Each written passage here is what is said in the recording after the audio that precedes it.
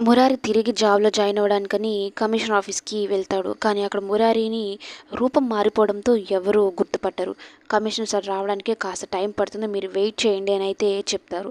మొదటిసారి ఇలా వెయిట్ చేయడం అంటే చాలా ఏదోగా ఉంది అనైతే కృష్ణతో మురారి చెప్తూ ఉంటే, మరి మా డాక్టర్స్ అయితే అలా కాదు తెలుసా అనైతే చెప్తూ ఉంటాడు. ఇంతలో ఆ కమిషనర్ అయితే వస్తాడు. ఇక మురారిని గుర్తుపట్టడు. తర్వాత ఇంక మురారి అన్ని డీటెయిల్స్ చెప్పిన తర్వాత ఇంక గుర్తుపడతాడు. ఆ తర్వాత నేను రేపటి నుంచి జాబ్‌లో జాయిన్ అవ్వాలి అనుకుంటున్నాను సార్ అని అయితే చెప్పడంతో ఇక మురారికి ఒక పెద్ద ఎదురు దెబ్బనే చెప్పాలి. ఆ కమిషనర్ ఏం చెప్తాడు అంటే, సారీ మురారి 2 నెలలు నువ్వు కనిపించకపోవడం వల్ల నువ్వు మళ్ళీ ఇప్పుడు జాబ్‌లో జాయిన్ అవ్వాలి అంటే అది పెద్ద కాంప్లికేషన్‌గా తయారవుతుంది. నేను చెప్పేది అర్థం చేసుకో. నువ్వు ఎక్కడ ట్రీట్మెంట్ తీసుకున్నావో, నీ ఫేస్ ఎందుకు మారిందో ఇవన్నీ నువ్వు డీటెయిల్స్ సబ్మిట్ చేస్తే ఆ తర్వాత జాబ్‌లో జాయిన్ అవ్వాలి అన్నట్టు ఆ కమిషనర్ చెప్పగానే ఒక్కసారిగా డీలా పడిపోతాడు మురారి. ఇదేంటి ఇలా అయ్యింది?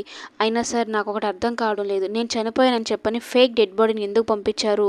చేయాల్సిన అవసరం ఎవరికి ఉంది అనైతే ఆ కమిషనర్‌తో చెప్తూ ఉంటాడు. అవన్నీ డీటెయిల్స్ త్వరగానే కనుక్కుందాము మురారి అనైతే ఆ కమిషనర్ కూడా చెప్పి పంపిస్తాడు.